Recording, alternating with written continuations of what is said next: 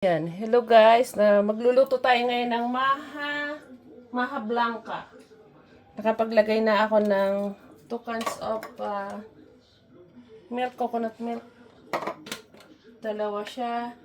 And maglalagay tayo ng full cream milk. This one.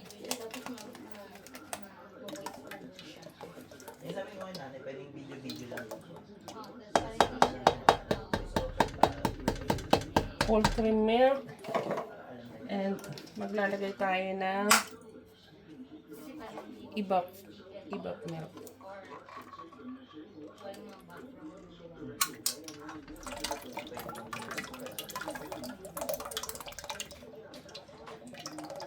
May cream yan, right? Naglagay ako isa lang. Yep. Ibap milk. At syempre, maglalagay tayo ng corn kernels. Kailangan namin ito itanggalin ko yung sabaw niya. Baka tumuwa sa... Pero hindi yan yung creamy. Hindi. Isang creamy. Yan. Isang ganyan. Para masarap ang ating maha. Tapos meron tayong cream corn.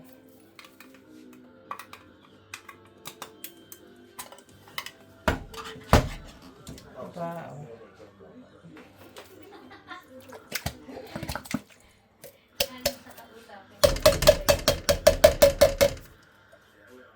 Ganyan lang yan, halo-halo. Tapos maglagay tayo ng 2 cup na sugar.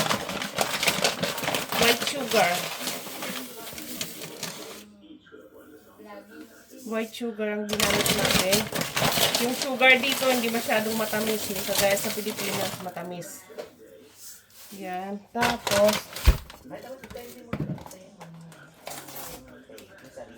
lagay tayo ng corn flour.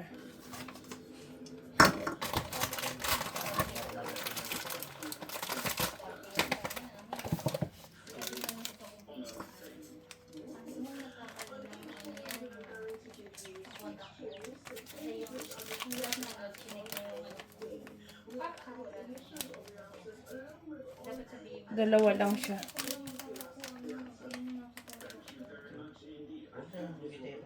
Dalawa lang.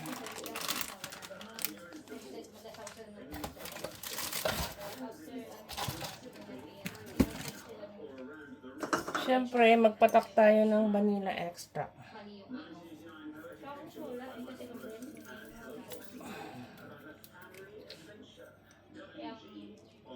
Yep.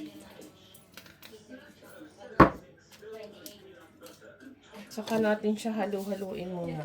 Ayan.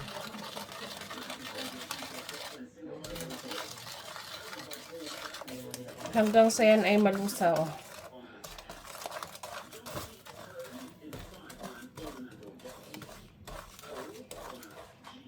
Ayan, inuna natin ang ating apoy at halu-haluin na natin yan ng non-stop halo hanggang sa yan ay maluto. At mahina rin lang yung ating apoy.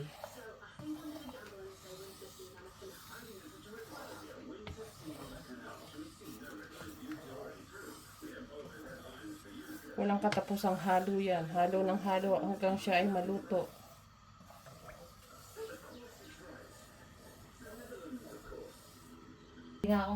Ayan, nag-start na siyang lumapot. Kailangan masipag na tayo rito maghalo ng maghalo hanggang sa yan ay maluto. So, hinaan natin yung ating kalan para hindi siya masunog. Ayan. Kunti na lang. Ayan, kung nakikita nyo, magbago na yung consistency niya. See? Siguro mga 2 minutes na lang luto na to.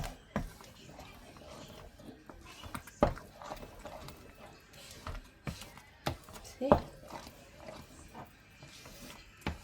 Luto na ang ating maha.